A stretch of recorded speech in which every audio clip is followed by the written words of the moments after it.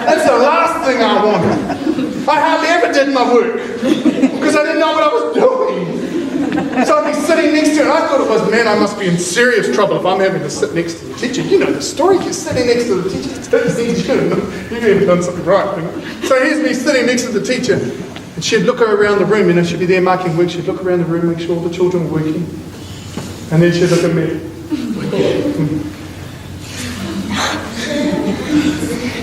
How are you going, Timothy? Fine? Yeah, I'm fine. Bring your work over to me.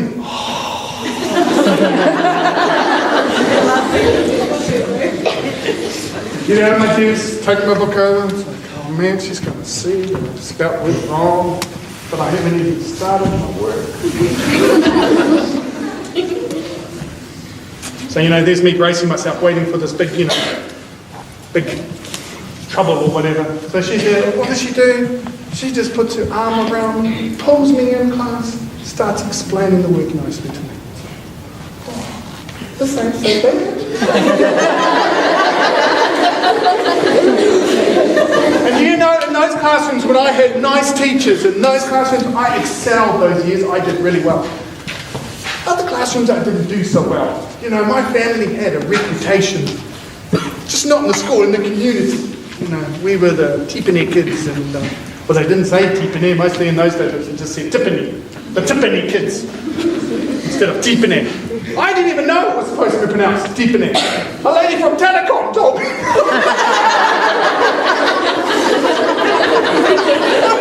She rings up one day about the phone, she rings up. She's asking about the phone, and she goes, yes, this is Tipene. It's your data. Oh, it's Tipene, I said. She goes, excuse me? Oh, it's Tipene. No, boy. Your name is pronounced Tipene. You need to pronounce your name correctly. It's Tipene. Now you say it back to me. Tipene.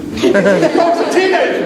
She's teaching me over the phone. And at the end of it, now you make sure you say your name right, boy. You get that name right. Yes, miss. One more, yes. Who's my favourite author? Tim Tipene. Really good writer. Man, he's amazing. Yeah, really good guy, that guy. Nice. You want people to edit your story, to critique it, pull it apart for you. And so I was lucky. But remember, after this story, I wrote lots of stories, and they were all rejected. But I had done it once, so I knew I could do it again. I had done it once, I knew I could do it. Just persevere. Keep going. Don't give up. Don't give up, just keep going. And like it, love it. If you don't love your story, then no one else is going to like it. If you love it, then it's more likely that someone else is really going to enjoy it too.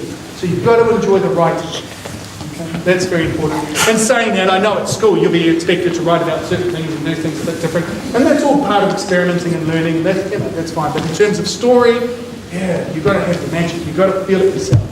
And that'll really push you through. I love writing. What inspired me to start writing? You know what? Writing was just something that I loved to do. It allowed me to cope with what was going on in my life. I started writing when I was your age, at primary school, and I never stopped. Okay? So if you love it, if you like it, keep going. When I was a teenager, man, there were times I would be walking down a road and I didn't have any paper. I would pick up paper from the ground to write on. I would get old cigarette packets. I had never smoked in my life. I would get old cigarette packets, rip it open, and sit down on the side of the road and write my notes so that I wouldn't forget it.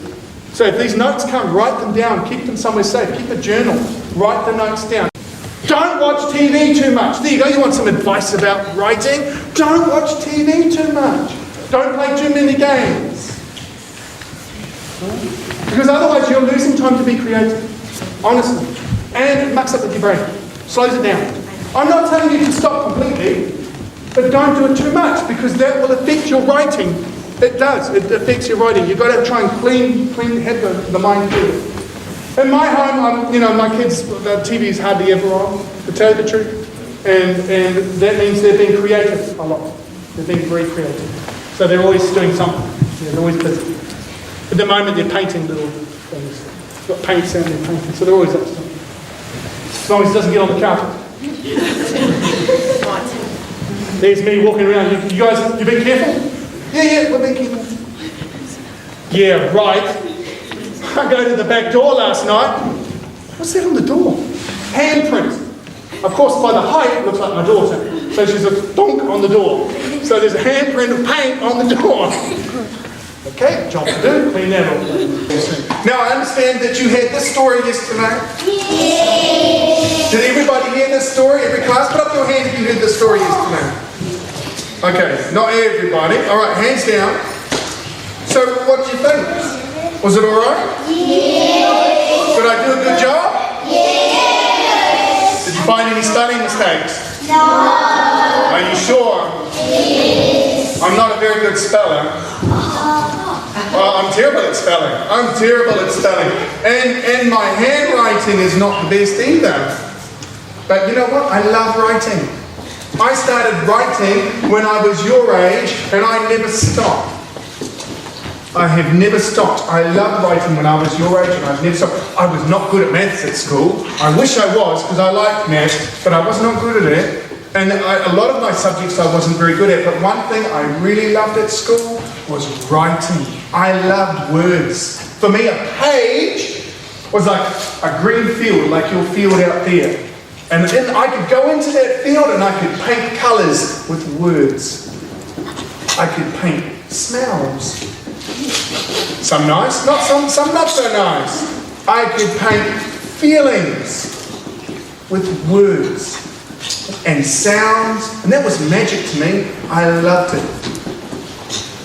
And writing was very important to me because it meant I didn't have to think about home. When I was a little boy, my home wasn't a very safe place. It was a scary place. My mum and dad were always fighting. They weren't very nice to each other at all. I loved going to school because at school I felt safe. I used to go to school and one of my teachers, every morning when I got to school, I would run up and I'd get a kiss and a hug from one of my teachers. And then at the end of the school day, I would get another kiss and a hug, and then I'd go home and I would feel good. I wanted to stay at school because school for me, it felt safe. But I found I couldn't sit still at school. I kept moving around. That's why you'll see me. I would be moving around a lot. I was one of these people who could not sit still at school. I wonder if any of you are like that. That's why I wanted you to sit behind this line here, so that I didn't stand on anybody. Because I'm much bigger than you. You don't want me standing on it.